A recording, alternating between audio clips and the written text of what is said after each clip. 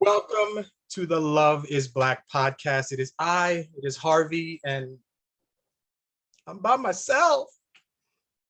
Wifey had some pressing issues this week, so begrudgingly, I'm going to try to do this myself. I'm going to try to just make it as awesome as she usually does. So we'll see how well I can do with that. But otherwise, this is going to be a great episode. This is a subject matter I've been ready to talk about, and we found the perfect person to talk about. Introducing Donna Lane. And before she says anything, let's read this bio. Hold on. Donna is a native of the UK, an Air Force veteran, and a champion of women. I like women. Donna empowers women by helping them boost their self-confidence and gaining control of their sensuality. Donna also strives to boost the spark between loving couples by capturing moments normally reserved for behind closed doors. Miss Donna Lane, how are you today? I'm well. Well, thank you so much for asking, and thank you for having me. Oh, it's an honor. Thank you for, like I said, giving us some time and talking about this. I've been ready to talk about this. So I don't think we've actually said what you do. What do you do?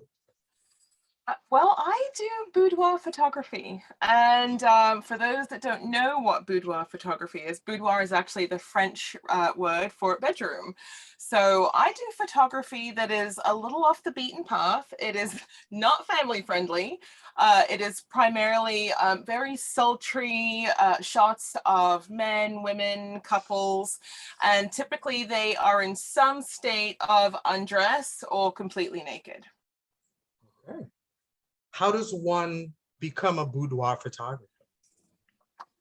You know, I think just for me, for my journey, I really just wanted to do something where I felt like I was a safe, trusting space for women to just shed layers. And I'm not just talking about their clothes, but like their psychological, mental blocks as well. I love women. I was raised by a single parent. I was a single parent. So empowering women was just really important to me. And the idea of running around for 8 hours at a wedding with small children was not my cup of tea. So that's why we're here. I agree with you. I agree with you. Yeah, it's not fun chasing kids. So this sounds a lot more interesting. So it sounds like more fun. We had a guest a while back, and we kind of got into this discussion about, I guess you would call, a sexual revolution for women. And we kind of talked about how, I mean, here in the US, 50s, 60s, Black women in general, clothed, we demure, you weren't showing your sexuality, but with time, we've gotten more comfortable. And now women are like, this is me, I'm sexual, I'm sexy, blah, blah, whatever. And it's come out. So I feel like you wanting to empower women kind of flows into that. Was that a conscious decision? When I'm doing this, I'm out here to empower women, to make them feel good? Completely, 100%. Okay. Off the path. Is this something you've done? Absolutely. Okay. All right. Oh yeah. I mean, like, how am I going to offer this as a service if I don't know what it's like to be on the other side of the lens? So I absolutely felt like it was something I needed to do just so that I could kind of go through this from a client's perspective. Okay, that's good. So give us an idea. Let's say you get, is it most of the time a woman will approach you? Is it a couple? How do people reach out to you? I'd say probably 80, maybe 70% of my clients are females. Okay. Yes, and maybe 20% couples, 10% men. Okay. All right. Let's work our way backwards. So 10% men. That's interesting to me, because I guess in my head, I always imagine the boudoir photography is pretty much women, but are men looking for that same kind of, boost in ego? There are men that look for this. Unfortunately, I don't think as many men do it as would probably like to experiment with this, because I think that they think there are certain perceptions that may be a little bit more negative if they were to do something like this. Okay. The men that I have seen have just done this because they had something, like there was some epiphany, some sort of catalyst in their life that just made them think, you know what, maybe I want to try this. Like I want to see myself in a different way. And they felt comfortable enough with me. I do make everyone feel comfortable, by the way. But they felt very comfortable with me to just come on in and get naked and get posing for me. So we've created some beautiful art. That's amazing. The men that come in are, I mean, you mentioned they're doing it for themselves, maybe an epiphany. Do you get men who are doing it for a significant other? Or is it more? I have yet to have a male client who has done this for a significant other. The men that I have done this with are doing this strictly for themselves. I had one client who used to be a male model, like years and years ago, and he just wanted to feel handsome again. I mean, he came to me in his 60s and he was like, I want to feel handsome. And he was like, wait, hair loss be damned. I just want to be in front of a camera so that I can just feel good again. And he did, and he loved the whole experience. And then I had somebody else who his wife had left him for a younger man, and he was feeling lonely and just kind of down on himself. And he thought, you know what, this might be a great way to look at myself differently. And he bought massive pictures to put up in his wall so that he could see again some of the true beautiful aspects of his body in a way he probably hadn't done because of the fact that his wife did leave him for a younger man. So I can imagine a lot of this can be ego driven. I know. I don't know. Yeah. One day. Oh yeah. Right. Yeah. Well, you've got my contact information. We'll see. So I could imagine doing something like this. One, it's a decision, decide to do it, to then reach out to you, to then decide to do it. But then it's a whole nother issue walking into the location and to see this. What do you do? And I don't want you to give away too much of your secrets, but obviously you're gonna have people coming in who are like, yeah, this seemed like a good idea until I walked into this bedroom. And like, how do you make people feel comfortable? Because I know that's gotta be important. It is a thing. So one thing that I like to do is I usually have a minimum of a 2 to 3 month runway from the time you contact me to the time your shoot actually happens. We have about 3 months in between. And the reason that I do that, well, a couple of reasons actually. Number one, because my calendar is actually pretty full, but even if it wasn't, I like it because it gives us a chance to get to know each other over that 3 month time. I do pre-session consultations. I do pre-session wardrobe fittings where my client can come in, bring the things that they've purchased so we can see how everything fits. We're emailing, we're texting, we're talking to each other. So that right there is the first thing I do, just making them feel comfortable and making sure we have a great vibe. Because if we have a great vibe, the pictures that I'm going to take are going to reflect that. If someone is comfortable when they come in, we're golden. And I learned early on that if the vibe was off or if things just didn't seem to flow during that initial period, it would probably be best for me to actually refer them to another photographer, because this is such an intimate setting that if my clients don't feel completely comfortable with me, that's going to show. So that 3 month period is crucial for bonding. And then of course, when they come in, as long as there's no alcohol issues, I've got music playing, we've got mimosas pouring, we've got bellinis, we've got snacks, we've got chocolates, we're laughing, we're dancing, we're talking. And people have found that I'm so informal because first and foremost, before the art, I really just need to make sure we feel like we're friends. And so as long as that's there, the rest is history. We're gonna create some amazing pictures. That sounds good. You're selling me on this. It's not like you really okay. But it's working. I guess my wife at some point will see this, and then we'll have a discussion. Right, then we'll have to talk. Yeah.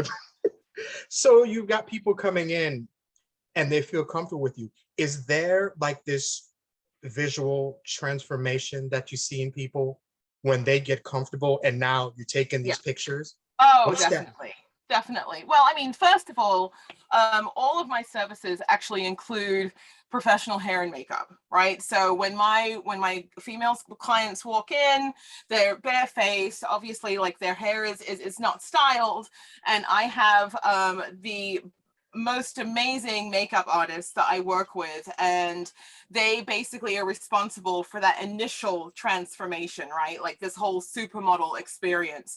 So once they see that like their face is beat, their lashes are on, they're like, okay, I'm feeling better, I'm feeling good. And then so typically we'll start, and usually within like the first 20 minutes or so, and then everything's going well, and then I will show them one of their images on the back of the camera, and 9 times out of 10 I get the holy shit, I can't believe that's me response, and from then on we're good.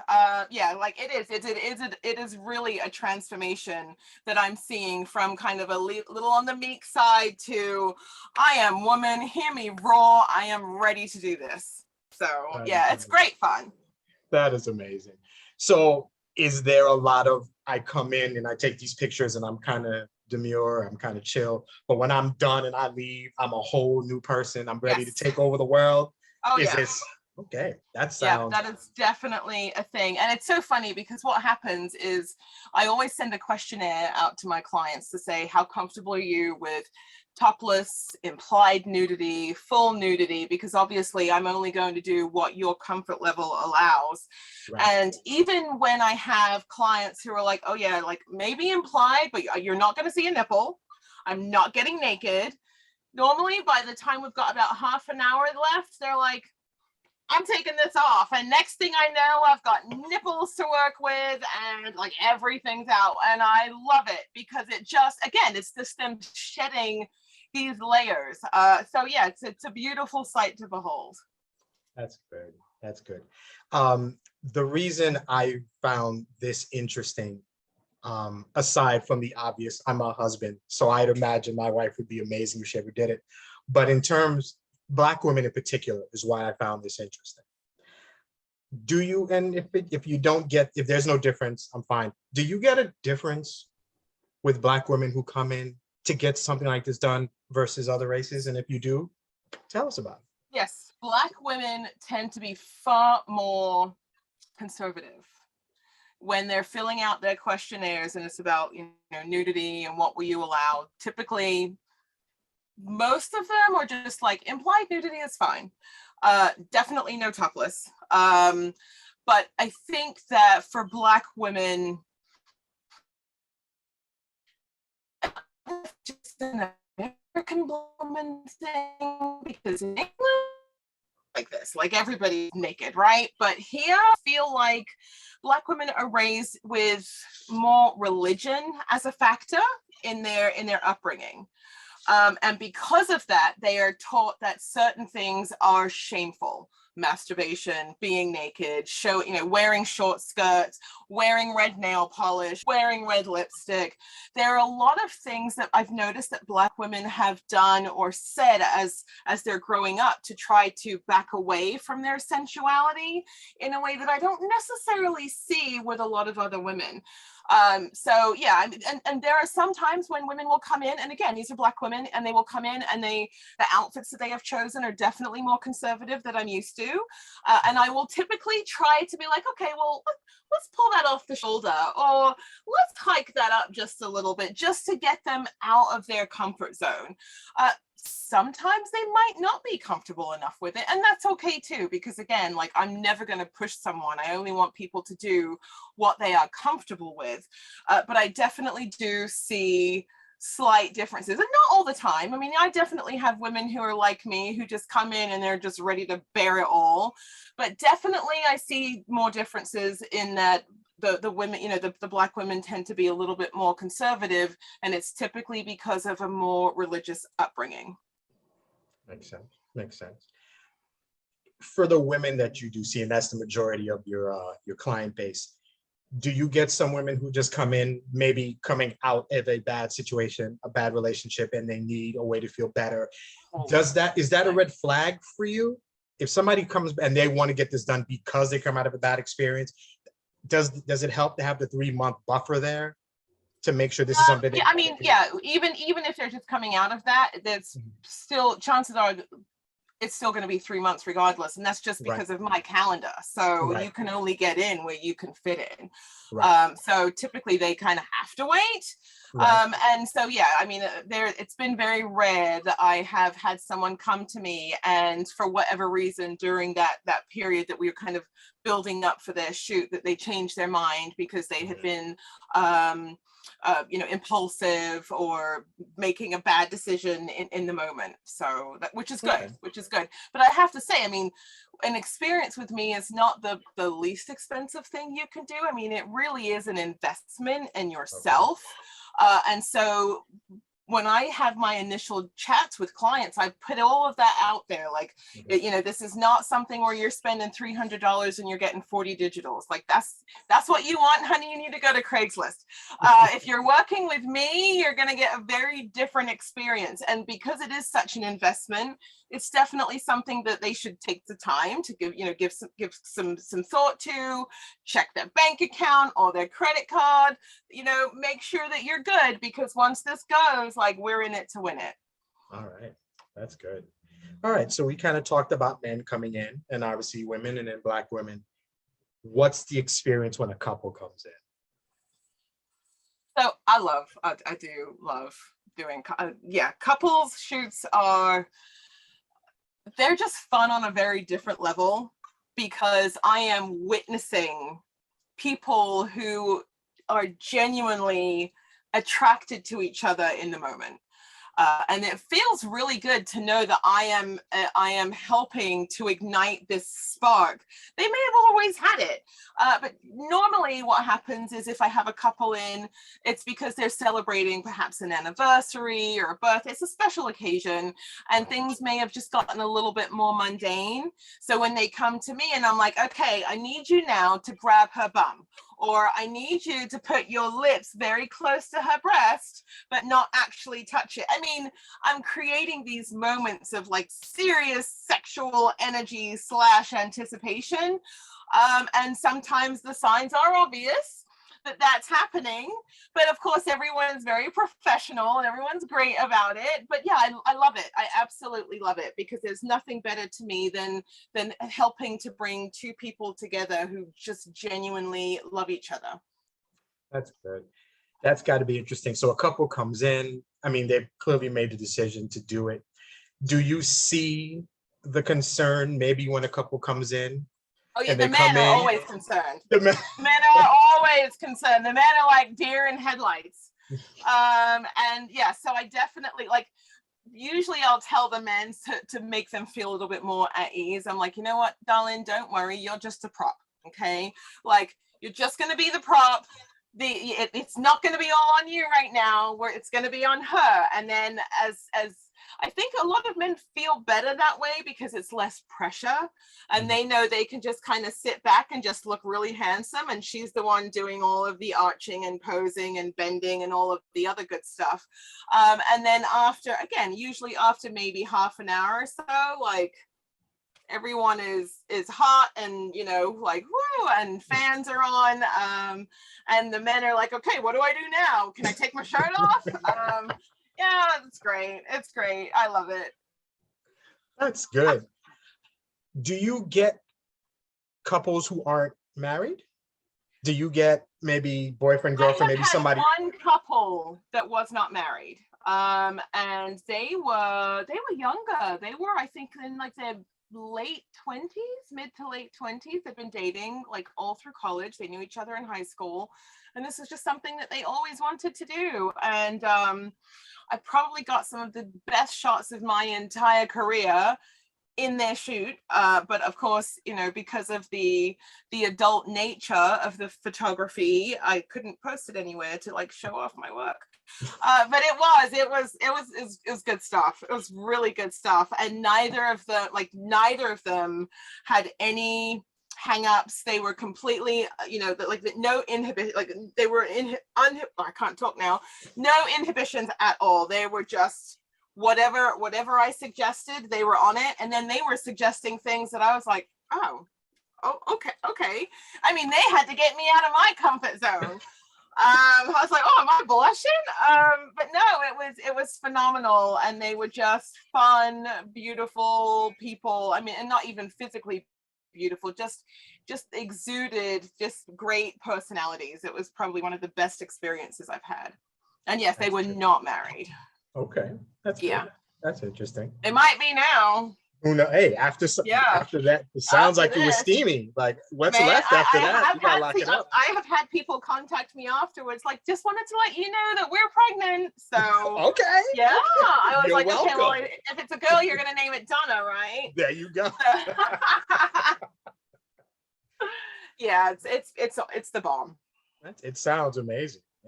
Do you have repeat clients? I do. I think this year alone, I probably had about 10 repeat clients. Okay. So, I mean, they're on the calendar for this year, but yes, there are some clients I've seen 3 and 4 times.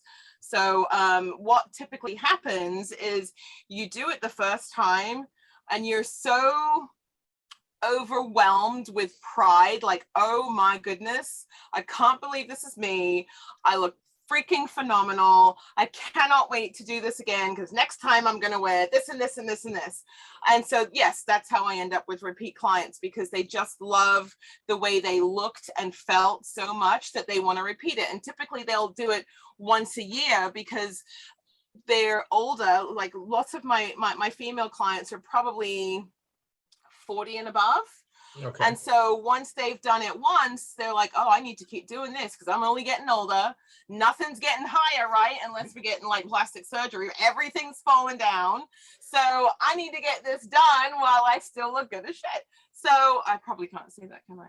But anyway, yeah, me and my no filter. So yes, definitely women who are older tend to be the repeat clients and coming back all the time, because they're just like, you know what, this is a gift to myself and why not do it? So that's good. Yeah. Have you ever had a potential client, somebody who surprised you, who you didn't expect to enjoy it, to just kind of open up and just blossom in front of you? Absolutely. What kind of experience is that shocked you while you were behind the camera? I did. I actually had a lady once come in, and she just very mousy and very timid, and she walked with a cane, and she wanted to do this for herself because she said she had never felt pretty in like her entire life. And when she walked in, I was just like, oh, I don't know how this one's gonna go. Like, we had talked a few times, but sometimes it's like I have to coach people to poke your booty out, you know, poke your tits out, your breasts. Like, I'm telling them all of these things that they need to do, certain facial expressions that I need, like certain looks I need with your eyes. And I just thought, she's not going to be able to do this. She's going to be great, but she's not going to be able to do what I need her to do. And lo and behold, if she didn't shed her whole cocoon and turn into a butterfly in the studio, I was like, who is this?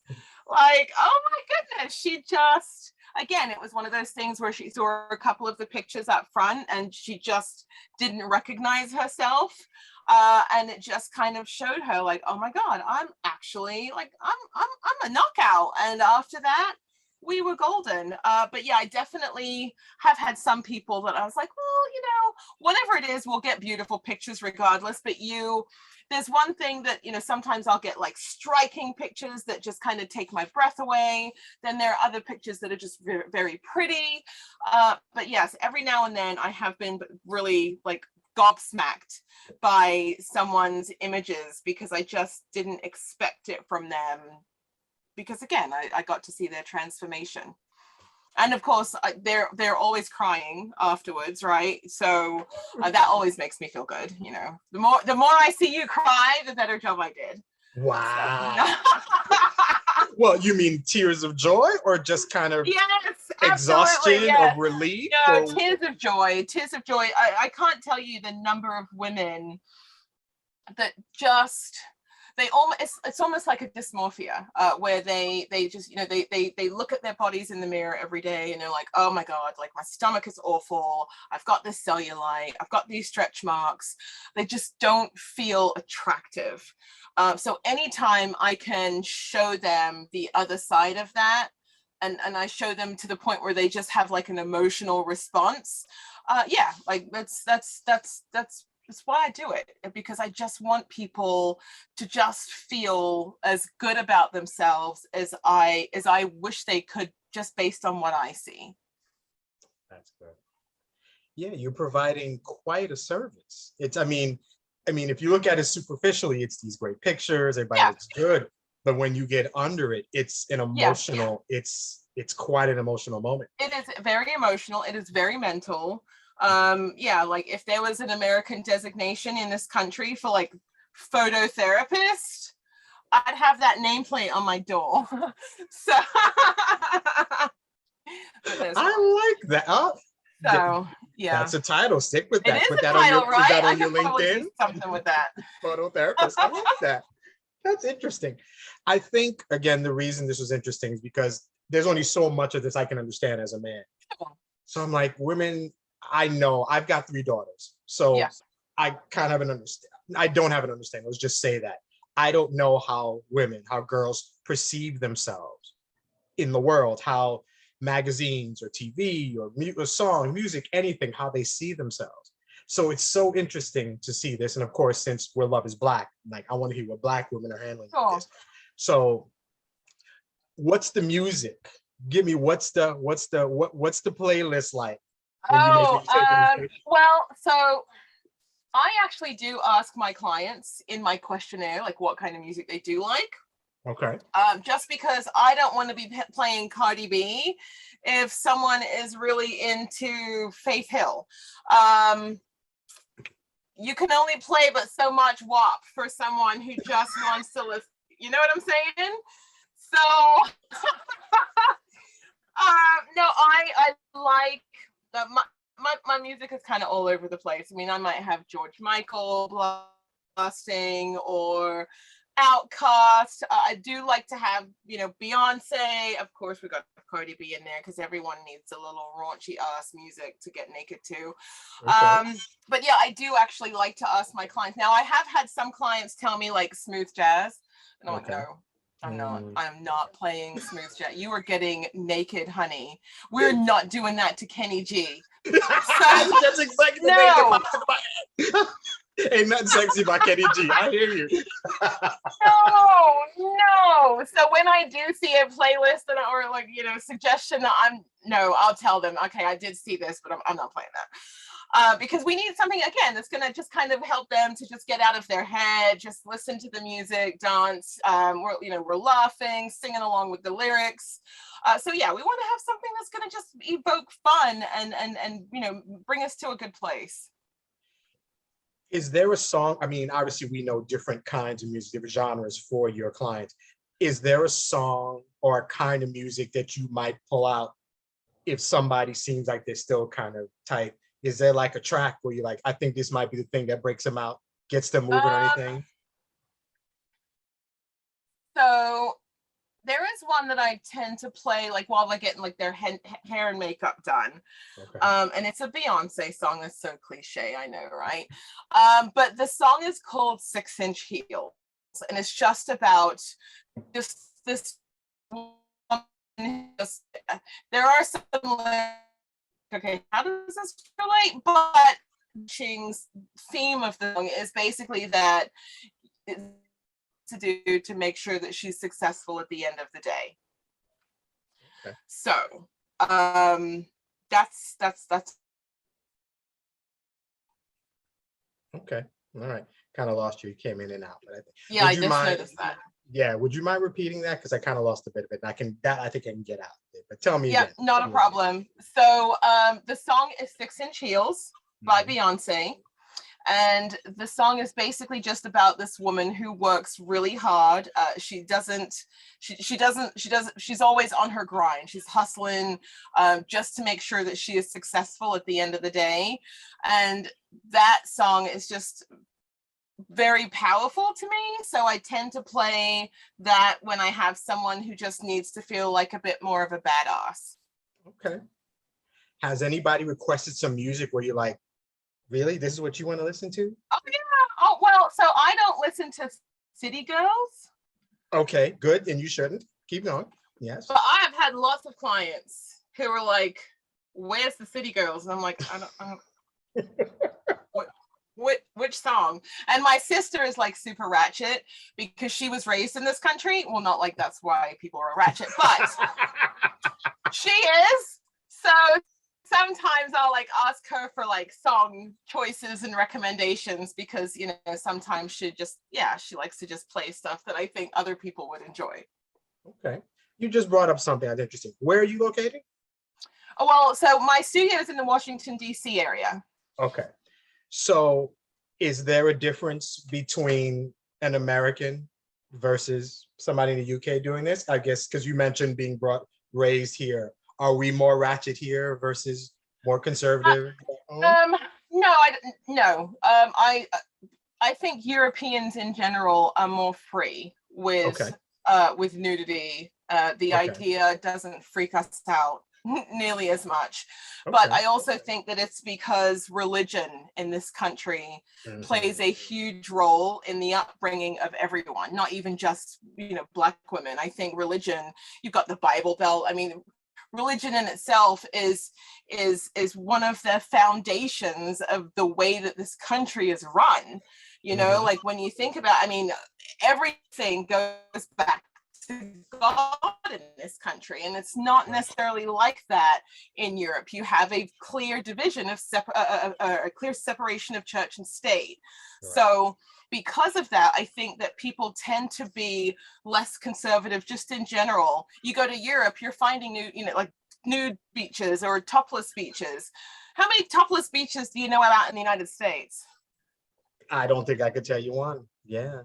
So that's my point. So yeah, I just think in general, we are more free over there than over here, which is why I think that this is a great vessel for me, because it helps me to bring my unfiltered and non-conservative views into photography. Okay. Well, let's see. What was I going to think? I had my question. All right. So if there was a photographer who was considering getting into this business, what would you suggest? What would be a tip or two you would give to somebody who's like, you know what, I think I could do this? What would you say to somebody who wanted to get into this field? Why? I think before anyone does this, they need to know their why. If you're doing this for the wrong reasons, if you're doing this just to make money, if you're doing this just so you can take pictures of naked women, like, you have to know your why, and it has to be important and authentic enough to be able to carry you through, because there will absolutely be tough times in this industry. More and more boudoir photographers are starting their business every day. The photography industry as a whole is just very saturated. And then, of course, you have to be trustworthy. People have to be able to vibe with you. If you might know, okay, I want to do this to do XYZ, but can you hold a conversation with someone where they feel really comfortable with you? You know, can you talk about these things, or can you talk about things while someone is naked in front of you and still make them feel like they're clothed? You just have to have a certain skill set when it comes to dealing with people. And then, of course, after you get that part figured out, the most important thing is education.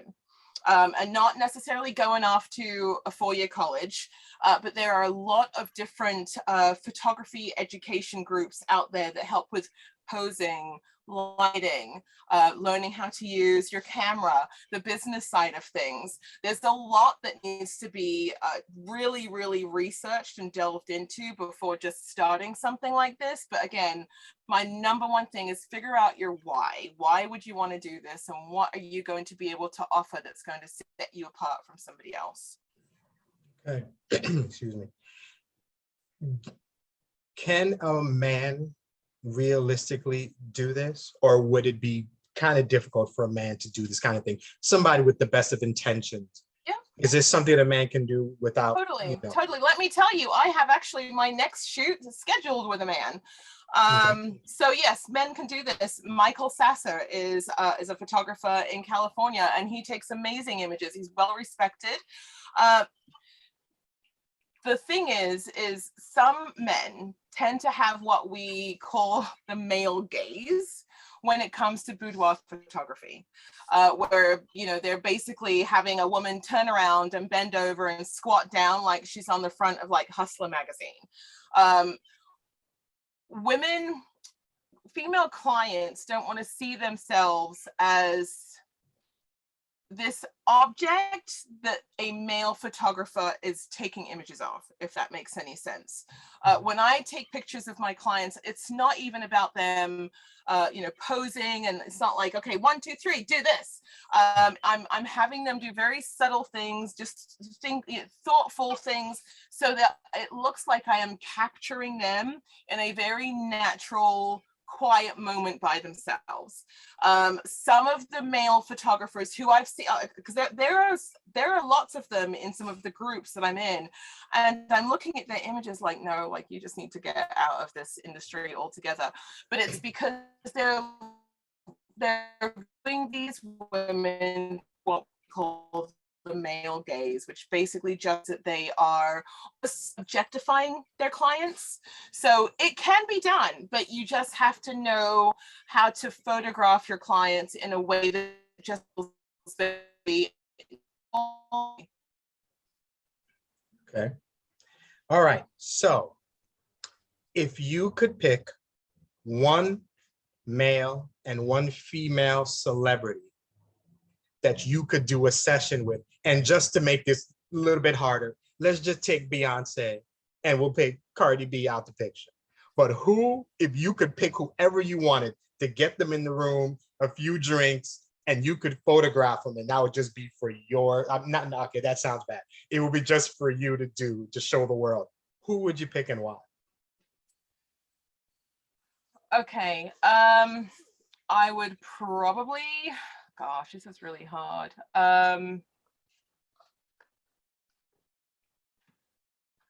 I would like to take Jason Momoa is just so cliche. I should have pulled him out of that. I was trying not to go there, but yeah, I just, he's just such a beautiful man, and I love a man with a great smile, right? And he just has a phenomenal smile. So yeah, so definitely him. And then I would like to actually take pictures of Michelle Obama, because I think it would be amazing to see her sultry side. We always see her very like conservative and dressed to the nines with her beautiful suits, and I think it would be really cool to take pictures of someone that just looks very carefree and sultry. Okay, I agree with you. What I find interesting with her is that I don't know if conservative is the word, but she, and this is just an opinion of mine, but she is sexy anyway. Seriously? Like even dressed fully to the nines, she exudes. She is. She totally is. So, and I would like to take that, raise it up a few notches. Okay. Oh yeah. If that ever happens, I'm saying, no, I'm just kidding. You won't. I'll let you. You'll be the first to know. All right. So my last question with this is, obviously everybody's coming in and they have a purpose, have a reason for these. Do you occasionally get people who come in and are just photogenic right off the bat? Somebody who just like, you need to be taking pictures of, that kind of person? Yeah, and you know what's funny is it's usually not the people I expect. So, I mean, I've had people who come in and I look at them and I'm like, oh, she's pretty. But I take these pictures and I'm like, holy shit, you're a knockout. And again, it's just a certain like interpretation through my lens. And then the opposite is true, where I have people walk in and I'm like, oh my gosh, like she looks like a supermodel. And we take pictures and I'm like, oh, they're pretty. But like, don't stir anything within me. They don't move me. Still beautiful pictures nonetheless, and they're always happy with them, if not thrilled. But yeah, some people surprise me. So I have definitely learned that what you see is not always what you get. Okay, I like it. This was fun. I'm glad we got to talk. My last question. We have a lot of listeners, and the vast majority of our listeners are women. So let's say we've got a listener and she's like, you know what, I want to take this. I want to do this. I've been considering this. She just needs a little nudge in the direction to, make that call or contact you or any photographer. What would you say to that woman? What does she need to hear, or what would you say to get her? I would actually tell her to go online, do her research as far as just finding boudoir photographers in the area, and place a couple of calls. I think you can tell a lot about what type of experience you'll get based on the initial conversation you have with someone. If she finds the right person, they will nudge her in the right direction to where she will be comfortable enough to take the plunge. And you should never just settle. Don't settle for someone because this person might be cheaper or because this person might be closer, because ultimately you have to make sure you have the best experience and the best rapport with someone. So that is just really important. Don't go with someone just for the wrong reasons. All right, good advice. All right, this was great. So to all the people who are listening, whose juices are flowing, who are like, I need to get my pictures taken, who's like, hubby, when are we gonna do this? The husband's like, no, I'm not doing that. No, yes, you are, you gotta come. So where can they find you? Social media, website, hit us with all the information. Yep, no problem. So they can find me on my website at www.donnalanephotography.com. And I'm also on Instagram, and you can find me there at boudoir by Donna. And Facebook, same thing. Donna Lane Photography. All right, fantastic. Yep. This was fun. At this point, usually I'm like talking to babe, like, this was such a fun episode. We got so many things answered. Right, and she's not even there for you to do that with. She's like, it was fun. But this was fun. So at this point, we named the episode and kind of talking to you. And I feel like the people who do this, it seems like the clothing is almost irrelevant. It's really the experience. And it feels like sitting there or laying there or doing whatever is transformational. Right. It's a change. So I'm going to go with love is transformational for this episode. I love it. Thank you so much for your time. Thank you. This episode of Love is Black was fun. Love is many things, but this good love is Black.